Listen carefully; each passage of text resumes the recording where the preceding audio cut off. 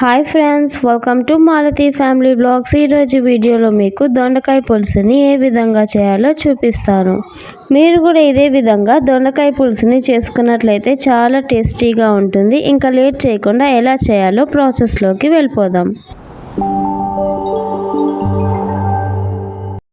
ముందుగా స్టవ్ వెలిగించుకొని కడాయి పెట్టుకోవాలి. కడాయిలో ఒక 3 టేబుల్ స్పూన్లు ఆయిల్ వేసుకోవాలి.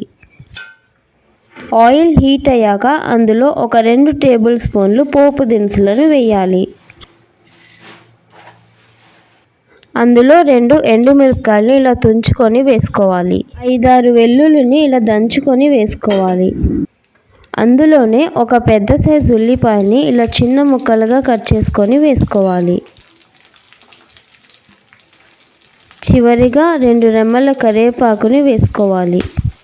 తరువాత గరిటెతో మొత్తాన్ని కలుపుకొని ఉల్లిపాయలు లైట్ గోల్డెన్ కలర్ వచ్చేంత వరకు వేయించుకోవాలి. ఉల్లిపాయలు ఇలా లైట్ గోల్డెన్ కలర్ వచ్చిన తర్వాత మనము ముందుగా కట్ చేసుకున్న దొండకాయ ముక్కలను వేసుకోవాలి. దొండకాయ ముక్కలు ఇలా పొడవుగా కట్ చేసుకొని వేసుకోవాలి. అందులో 1 టేబుల్ స్పూన్ ఉప్పు వేసుకోవాలి. ఉప్పు వేసుకొని ఒకసారి గరిటెతో మొత్తాన్ని మిక్స్ చేసుకోవాలి. ఇలా మిక్స్ చేసుకొని మూత పెట్టుకొని ఒక 2 నిమిషాలు వేయించుకుందాం.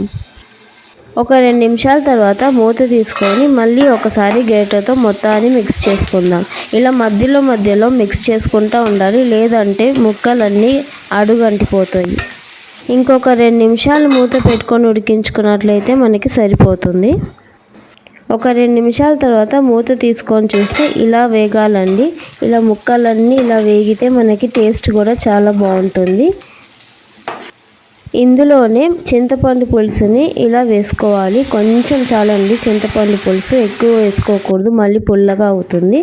అందులో 1 టేబుల్ స్పూన్ కారం కూడా వేసుకోవాలి.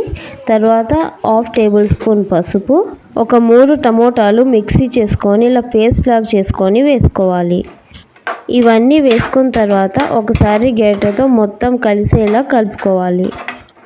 అందులో 1 గ్లాస్ వాటర్ పోసుకోవాలి. కారం సరిపోలేదు కాబట్టి నేను ఈ స్టేజ్లోనే ఒక 1/2 టేబుల్ స్పూన్ కారాన్ని కూడా యాడ్ చేసుకుంటున్నాను. ఇలా యాడ్ చేసుకొని ఒకసారి గరిటెతో ఒక 2 నిమిషాల తర్వాత మూత తీసుకొని ఒకసారి గరిటెతో మిక్స్ చేసుకోవాలి. ఇంకొక 2 నిమిషాలు అయితే సరిపోతుందండి. ఒక 2 నిమిషాలు ఉడికించుకుందామండి. 2 నిమిషాల తర్వాత మూత తీసుకొని చూద్దాము. రెడీ అయిపోయింది. మనకి దొండకాయ పులుసు కూడా రెడీ అయిపోయింది. మీరు కూడా ఒకసారి ట్రై చేసి ఎలా వచ్చిందనేది కింద కామెంట్లో ఫీడ్బ్యాక్ ఇవ్వండి.